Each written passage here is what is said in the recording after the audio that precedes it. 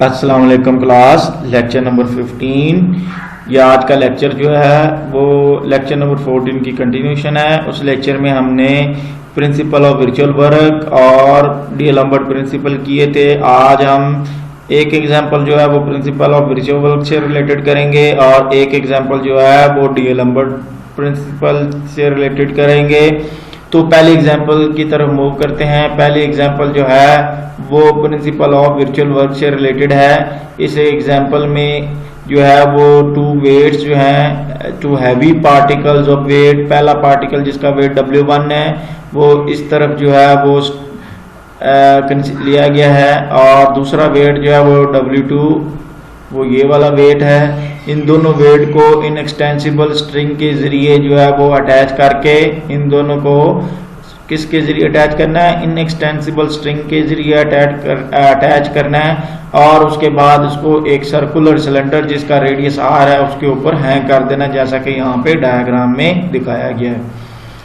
अब एक्सिस इस रेडियस इसका जो एक्सिस है वो हॉरिजॉन्टल है, मतलब रेडियस सर्कुलर सिलेंडर का जो एक्सिस है वो रेडियस है। अब हमने करना क्या है, हमने कंडीशन ऑफ इक्विलिब्रियम फाइंड करनी है इस सिस्टम की जो फिगर में दिखाया गया है by applying the principle of virtual work. तो ये क्वेश्चन है कि दो वेट्स हैं W1 और W2, ये हैवी वेट्स हैं, इनको इन एक्सटेंसिबल स्ट्रिंग के जरिए जो है वो एक circular cylinder of radius R उसके ऊपर जो है वो हैंग किया गया है और उसकी सिचुएशन जो है वो डायग्राम में यहाँ पे शो हो रही है। तो यहाँ पे जो W वेट 1 है जो एंगल बना रहा होगा वो थीटा है, जो उसका सेंटर है सिलेंडर का उसके साथ थीटा एंगल बना रहा है। इसी तरह W वेट W2 जो है वो सेंटर ऑफ रेडियस के साथ जो है वो फाई एंगल बना रहा है। तो डायग्राम को हमने थोड़ा सा मॉडिफाई किया है।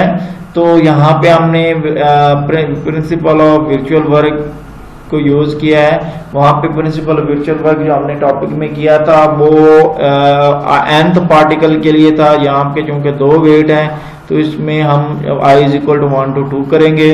तो जब ये समेशन हटेगी यानी कि I को वेरी करेंगे तो मेरे पास इक्वेशन नंबर 1 आ जाएगी।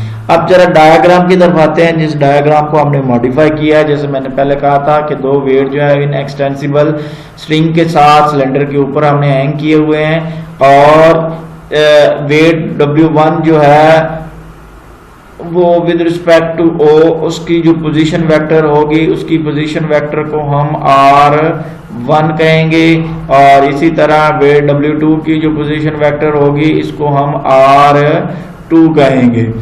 अब एंगल थीटा जो है वो वेट 1 के साथ जो उसकी पोजीशन वेक्टर है जो कि उसके साथ एंगल बना रही है वो थीटा है। इस तरह वेट W2 R2 की पोजीशन वेक्टर जो है वो ओरिजिन के साथ जो इसका सेंटर है उसके साथ जो एंगल बना रही है वो एंगल फाई है। अब अगर हम इसको थोड़ा सा एक्सटेंड करें और इधर भी वेट W2 वाली जो लाइन है वेक्टर लाइन है उसको एक्सटेंड करें तो यहाँ से एक हॉरिजॉन्टल लाइन खींचे तो हमारे पास एक और ट्रायंगल आ जाएगी, जैसा कि यहाँ पे हमने लाइन को हॉरिजॉन्टल लाइन से मिलाया है। तो इस ट्रायंगल में आप देख सकते हैं टोटल एंगल यहाँ से यहाँ तक 90 है, तो ये फाई है, तो बाकी एंगल कितना होगा 90 डिग्री माइनस फाई होगा। इसी तरह यहाँ से यहाँ तक टोटल एंगल जो है वो 90 है, तो इसमें से थीटा निकाल दें तो 90 डिग्री माइनस थीटा। तो जब हम ये वेट W1 की बात करेंगे तो एंगल हम कौन सा कंसीडर करेंगे 90 डिग्री माइनस थीटा। जब वेट W2 की बात करेंगे तो एंगल हम लेंगे 90 माइनस फाई लेंगे। तो प्रोसीड करते हैं हम। तो इसमें जो है वो F = होता है W1 के, ये हमें बेसिक फिजिक्स से पता है कि F = W = mg होता है। तो हम यहाँ पे F1 को W1 के इक्वल रख लेते हैं, F2 को W2 के रख लेते हैं। तो इक्वेशन नंबर 1 पे पुट करेंगे, ये इक्वेशन आ जाएगी। अब यहाँ पे सिंपल वर्क डन वाली जो है वो डेफिनेशन यूज की है कि F.D जो है वो इक्वल होता है F magnitude D magnitude into cos theta. Theta क्या होता है उनके दरमियान जिस पे फोर्स लग रही होती है उसके दरमियान जो है वो एंगल होता है। तो वही डेफिनेशन लगाई हमने। W1 जो है वो अब इस W1 वेक्टर की मैग्नीट्यूड है, डेल R1 जो है वो डेल R1 इसकी मैग्नीट्यूड है। अब कॉस आता है डॉट प्रोडक्ट में वर्क की डेफिनेशन में, और यहाँ पे जो एंगल है वो 90 डिग्री माइनस थीटा है। तो लिहाजा ये इस तरह W2 वेट के लिए भी यही सिचुएशन होगी, और cos 90 माइनस थीटा इक्वल होता है sin थीटा के, और इसी तरह cos 90 माइनस फाई जो है वो sin फाई के इक्वल होता है। तो आगे जो है वो प्रोसीड करें तो यहाँ पे एक चीज गिवन है, वो ये गिवन है कि डेल R1 यानी कि जो कि वेट 1 की पोजीशन वेक्टर है, ये यहाँ पे जिसको हमने कहा था ये यहाँ से यहाँ तक जो है इसकी पोजीशन वेक्टर है जो है ये R1 थी, इसकी मैग्नीट्यूड जो है वो किसके इक्वल होगी, जब अगर आप सिलेंडर के रेडियस को जो एंगल थीटा है उसमें विर्चुअल एंगल थीटा होगा, यानी कि विर्चुअली स्मॉल वेरी स्मॉल जो एंगल में चेंज आएगा उसको मल्टीप्लाई करेंगे तो वो पोजीशन वेक्टर R1 की जो विर्चुअल डिस्प्लेसमेंट होगी उसके इक्वल होगी। इसी तरह जो डेल R2 है ये विर्चुअल पोजीशन वेक्टर है या विर्चुअल डिस्प्लेसमेंट है उसकी वेट W2 की, ये इक्वल होगी जब आप सिलेंडर के रेडियस को विर्चुअल एंगल जो है उसके साथ आप मल्टीप्लाई कर देंगे। विर्चुअल एंगल का मतलब ये है कि आप एंगल में वो जो स्लाइड सी चेंज आएगी, हालांकि ये वेट जो है एक्सटेंसिबल है लेकिन वो चेंज जो है वो विर्चुअल ही है, वेरी स्मॉल है। हम इसको निगलेक्ट भी वैसे कर सकते हैं। जब इक्वेशन नंबर 2 और 3 को मैं यहाँ पे पुट करूंगा इस इक्वेशन में तो मेरे पास जो है वो ये वाली इक्वेशन आ जाएगी, R दोनों तरफ कॉमन लेके वो इधर आके वो 0 हो जाएगा, इक्वेशन नंबर 4 बन जाएगी। अब चूंकि हमने ऊपर क्वेश्चन में गिवन है कि स्ट्रिंग जो है वो इनएक्सटेंसिबल है, इसके साथ वेट को हमने हैंग किया हुआ है, तो दोनों को हम ऐड करेंगे तो वो हमेशा कांस्टेंट रहेंगे। तो जब दोनों में चेंज ली जाएगी तो चेंज जो है वो जब विर्चुअल एंगल लिया जाएगा तो विर्चुअल एंगल को हम जब ऐड करेंगे तो वो इक्वल टू 0 होगा। इसको जब आप रीअरेंज करेंगे, रीअरेंज करने के बाद इक्वेशन नंबर 5 आ जाएगी। अब आपने यहाँ पे इक्वेशन नंबर 4 में डेल फाई की वैल्यू पुट करनी है माइनस डेल थीटा। जब आप ये वैल्यू पुट करेंगे तो आपके पास जो है वो ये इक्वेशन आ जाएगी। यहाँ पे डेल थीटा जो है वो कॉमन ले लेंगे, कॉमन लेने के बाद अब चूंकि प्रोडक्ट है, प्रोडक्ट में दो चीजें हैं, एक ये चीज है और एक जो है वो विद इन ब्रैकेट्स है। अब डेल थीटा चूंकि 0 नहीं हो सकता तो जो चीज पॉसिबल है 0 के वो ये वाली चीज है, इसको रीअरेंज करेंगे तो मेरे पास ये इक्विलिब्रियम की कंडीशन आ जाएगी और यही कंडीशन जो है वो रिक्वायर्ड थी जो हमने निकाल ली थी। अब चलते हैं अगले क्वेश्चन की तरफ। अगले क्वेश्चन में हमने डी लंबर्ट प्रिंसिपल को यूज करना है और इसी तरह कंडीशन ऑफ इक्विलिब्रियम निकालनी है। अगले क्वेश्चन में सिचुएशन कुछ इस तरह की है कि N inextensible string of negligibly mass hanging over a smooth peg P। Figure में देखा जा सकता है कि यहाँ पे ये पेग B है, इसके थ्रू जो है वो इनएक्सटेंसिबल स्ट्रिंग जो है वो हमने गुजारी हुई है और स्ट्रिंग के एक साइड पे हमने मैस M को हैंग किया हुआ है और दूसरा जो है वो मैस M2 को हैंग किया हुआ है। अब मैच जो M है वो हैंग किया है फ्रिक्शनलेस इंक्लाइन प्लेन जो कि ग्राउंड के साथ एंगल थीटा बना रहा है।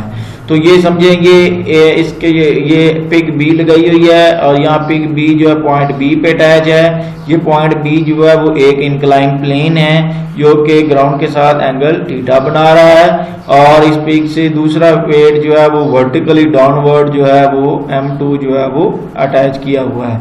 अब हमने यूजिंग डी लंबर्ट प्रिंसिपल को यूज करना है और शो करना है कि इक्विलिब्रियम की कंडीशन जो है वो sin थीटा m/2 है।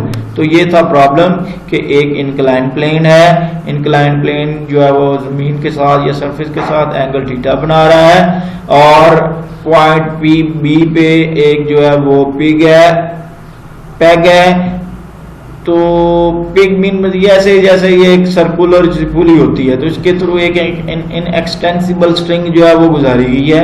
तो इंक्लाइन प्लेन पे जो वेट है वो M1 में हैंग किया गया है और दूसरा जो है वो M2 जो कि वर्टिकली डाउनवर्ड है। अब कंडीशन हमने निकालनी है तो कंडीशन निकालने के लिए हम डी-एलम्बर्ट प्रिंसिपल को यूज करेंगे। डी-एलम्बर्ट प्रिंसिपल जो है वो टू पार्टिकल्स यानी कि टू मैसेज के लिए ये है। इसमें जब आई को वेरी करूँ तो मेरे पास इक्वेशन नंबर 1 आ जाएगी।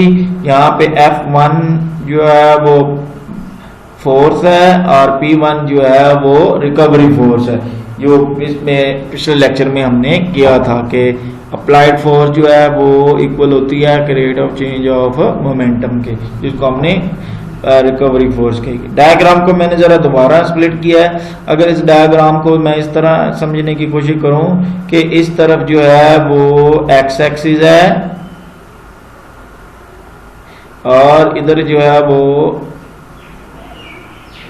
वाई एक्सिस है। अब और हमें पता है कि ग्रेविटी जो है वो हमेशा वर्टिकली डाउन वर्टिकल मोशन में यूज होती है। तो हम यहाँ पे इसको थोड़ा सा मॉडिफाई करेंगे, यानी कि हम क्या करेंगे, यहाँ पे एक लाइन खींची जो कि इस इंक्लाइन के साथ 90 का एंगल बना रही है। अब इस लाइन, ये वाली जो लाइन है, ये इसको हमने भी ये उसी तरह बिहेव करेगी जिस तरह के ये एक्स एक्सिस है, और ये वाली जो लाइन है ये ऐसे ही है जैसे कि ये वाई एक्सिस है प्लेन में। तो अब एक्स एक्सिस के साथ ये एंगल जो है वो थीटा बन रहा है, तो इधर भी थीटा है। अब ये वर्टिकली वेट जो है वो डाउनवर्ड है, तो वेट यहाँ पे टोटल एंगल अगर 90 का है तो यहाँ से यहाँ तक जो एंगल होगा वो 90 डिग्री माइनस थीटा होगा। तो इस तरह, या आपको इसको अगर आप वैसे भी शॉर्ट यहाँ पे तो हमने वर्क डन की लगानी है, इसलिए cos 90 माइनस थीटा करेंगे तो वो sin थीटा आ जाएगा। वैसे अगर आप इसी तरह जो है वो उसको स्प्लिट भी कर सकते हैं कि एक जो ग्रेविटी है m1g, इसको अगर आप इसके x कंपोनेंट और y कंपोनेंट में भी लेके जाएंगे तो यहाँ पे x cos, यहाँ पे जो है वो cos थीटा आ जाएगा उसका x कंपोनेंट, यानी कि m1g जो है वो cos थीटा आ जाएगा और यहाँ पे m1g sin थीटा आ जाएगा। ठीक है, तो यहाँ पे ये फोर्स जो है वो इस तरफ x का कंपोनेंट y कंपोनेंट आ जाएगा और यहाँ पे जो है उसका कंपोनेंट जो है वो x आ जाएगा। तो अब आगे चलते हैं। तो यहाँ पे R1 और R2 जो है वो position vector of mass m1 and m2 है रिलेटिव टू b, यानी कि इसकी पोजीशन वेक्टर जो है वो विद रिस्पेक्ट टू b जो है वो R1 है, जबकि इसकी पोजीशन वेक्टर जो है वो विद रिस्पेक्ट टू b जो है वो R2 है। अब यहाँ पे एक और चीज ये है कि F1 हमें पता है इक्वल टू m1g होता है और F2 is equal to m2g होता है, और इसी तरह ये मोमेंटम का डेरिवेटिव है ये इक्वल होता है m1a, यानी कि ये जो पोजीशन वेक्टर है यहाँ पे ये R1 है और यहाँ पे ये R2 है। ये थोड़ी सी करेक्शन है, यहाँ पे R1 है और यहाँ पे R2 है। तो इसको हम F1 F2 और P1 डॉट P2 डॉट इनके वैल्यू जब हम इक्वेशन नंबर 1 में पुट करेंगे तो मेरे पास ये इक्वेशन आ जाएगी। तो उसके बाद सिंपल डॉट प्रोडक्ट है वो मैं ब्रैकेट ओपन करूंगा, तो डॉट प्रोडक्ट जो है वो ब्रैकेट ओपन करने के बाद ये पोजीशन में आ जाऊंगा मैं। अब m1g dot del r1 work done की डेफिनेशन हम यहाँ पे अप्लाई करें। ये सिचुएशन है मैस इस m1 के लिए, तो डॉट प्रोडक्ट लेंगे तो m1g डेल r1 ये मैग्नीट्यूड है, m1 तो मैस तो कांस्टेंट है, तो g और डेल r1 ये वेक्टर थे, इनकी मैग्नीट्यूड है, और इनके दरमियान अब जो cos जो एंगल बन रहा है वो एंगल cos 90 है, क्योंकि इसकी डायरेक्शन जो है वो ग्रेविटी का ये वाला कंपोनेंट लेना है इस डायरेक्शन में, और आगे ये वाला जो पार्ट है m1 R1 इसकी मैग्नीट्यूड और इसी तरह डेल R1 की मैग्नीट्यूड। अब इनके दरमियान जो है वो जो एक्सेलरेशन जो है वो इसी डायरेक्शन, एक्सेलरेशन की मूवमेंट भी इसी डायरेक्शन में है और एक्सेलरेशन की डायरेक्शन इसमें सेम डायरेक्शन है। तो अब इनके दरमियान जो एंगल बन रहा होगा वो 0 होगा, तो ये cos 0 आ गया। इसी तरह ये अब इस पार्ट में जब आप आएंगे m2g डॉट डेल R2 ये वाला है, तो इसमें भी जो एंगल बन रहा होगा वो cos 0 होगा, यानी कि इसमें ग्रेविटी की डायरेक्शन भी यही डायरेक्शन है और यहाँ पे इसकी जो मैस है जो वेट है उसकी डायरेक्शन भी यही है, दोनों डायरेक्शन सेम है, तो एंगल जो है वो cos 0 होगा। इसी तरह mr2, अब इसमें जो एक्सेलरेशन है उसकी डायरेक्शन भी यही है और जो वेट है उसकी डायरेक्शन भी डाउनवर्ड है, तो म्यूचुअल डिस्प्लेसमेंट वो भी इसी डायरेक्शन में है, तो वो इस यहाँ पे भी एंगल जो है वो cos 0 होगा। तो सारे ये यहाँ पे इसको, तो जब आप इसको सिंप्लीफाई करेंगे तो सिंप्लीफाई करने के बाद जो है वो आपके पास इक्वेशन नंबर 2 जो है वो इस फॉर्म में आ जाएगी। cos 90 माइनस थीटा जो है वो cos थीटा, बाकी cos 0 जो है वो 1 के इक्वल है। ये सारा सिंप्लीफाई होगा। अब चूंकि टू मासेस जो है वो m1 और m2 हमने एक इनएक्सटेंसिबल स्ट्रिंग जो कि पेग B पॉइंट पे है उसके थ्रू हमने उसमें से गुजारी हुई है, तो जब ऐसी सिचुएशन है तो इसमें दो सिचुएशन होंगी। पहले सिचुएशन इक्वेशन नंबर 1 में गिवन है कि r1 और r2 जो पोजीशन वेक्टर हैं उनकी जो मैग्नीट्यूड होगी वो हमेशा कांस्टेंट रहेगी। जब मैग्नीट्यूड कांस्टेंट है तो इनके जो वर्चुअल डिस्प्लेसमेंट होगा उसको अगर आप सम करेंगे वो इक्वल टू 0 आ जाएगा। तो यहाँ से हम del r2 is equal to del r1, इसको आगे चल कर हमने यहाँ पे इस जगह पे इसकी वैल्यू को हमने पुट करना है इसकी जगह पर, और यहाँ पे डेल r2 की वैल्यू पुट करेंगे हम इक्वेशन नंबर 3 से। आगे मूव करते हैं। दूसरी सिचुएशन क्या है कि एक्सेलरेशन जो है उसकी जो मैग्नीट्यूड होगी, मैथ m1 जो इंक्लाइन प्लेन पे हैंग है उसकी वजह से जो एक्सेलरेशन r1 और यानी कि ये एक्सेलरेशन है, और मैथ 2 जो कि वर्टिकली डाउनवर्ड में है उसकी वजह से जो एक्सेलरेशन होगी ये वाली है। इन दोनों की एक्सेलरेशन को अगर हम ऐड करें, क्योंकि डायरेक्शन जो है वो एक डायरेक्शन या वो डाउनवर्ड है और दूसरा जो है वो, इनके उनमें जो चेंज आएगा वो दोनों जो है वो इक्वल टू 0 होंगे। तो यहाँ पे ये एक r2 इधर रहने दें और ये उधर ले जाएं, तो ये इस तरह फॉर्म आ गई। अब 3 और 4 को हम पुट करते हैं इक्वेशन नंबर 2 में। जब इक्वेशन नंबर जो मैंने पहले बताया है कि डेल r2 की वैल्यू हम यहाँ पे ये यहाँ डेल r2 की वैल्यू यहाँ पे पुट करेंगे और r2 की जो वैल्यू जो है वो उस इक्वेशन को सिंप्लीफाई करके यहाँ पे लिखा है, और r2 की वैल्यू जो है वो हमने जो एक्सेलरेशन r2 डबल डॉट जो है उसकी वैल्यू हमने यहाँ पे पुट करनी है। जब ये वैल्यू पुट करेंगे तो वैल्यू पुट करने के बाद आपके पास जो है वो इक्वेशन ये सिंप्लीफाई होके आ जाएगी। इसको फर्दर आप डेल r1 कॉमन ले लें तो आप इस स्टेप में पहुंच जाएंगे। अब चूंकि ये भी अगेन दो प्रोडक्ट दो चीज़ों की प्रोडक्ट का असले ज़र्फ जो है वो इक्वल टू की प्रोडक्ट जो है वो 0 के इक्वल है, तो उसमें डेल r1 जो है जो कि वर्चुअल डिस्प्लेसमेंट है वो तो 0 हो ही नहीं सकता, तो जो पॉसिबिलिटी है वो ये है। इसके अलावा हमें ये भी पता है कि जब सिस्टम इक्विलिब्रियम में है तो उसमें जो एक्सेलरेशन होगा वो एक्सेलरेशन r1 जो है वो भी इक्वल टू 0 होगा। तो यहाँ पे जो है अब इक्विलिब्रियम में होने की वजह से ये एक्सेलरेशन 0 में है, तो आप इसको r1 इज इक्वल टू 0 कर दें। वैसे ये ऊपर भी आप कर सकते हैं कि दोनों 0 हैं तो वो ऊपर भी कैंसिल हो जाना था। तो एनीवे अब आपने ये इक्विलिब्रियम में होने की वजह से अब सिस्टम इक्विलिब्रियम में है, तो मैथ m1 में जो एक्सेलरेशन है उसकी वैल्यू भी 0 होगी। तो उसको आप जब इक्वेशन नंबर 5 में पुट करेंगे तो आपके पास ये सारा पार्ट जो है वो वैनिश हो जाएगा, सिर्फ ये वाला पार्ट रह जाएगा। इसमें आप g कॉमन ले लें, g कॉमन लेने के बाद दोनों तरफ वो कैंसिल हो जाएगा। उसको रीअरेंज करेंगे तो आपके पास ये इक्वेशन आ जाएगी।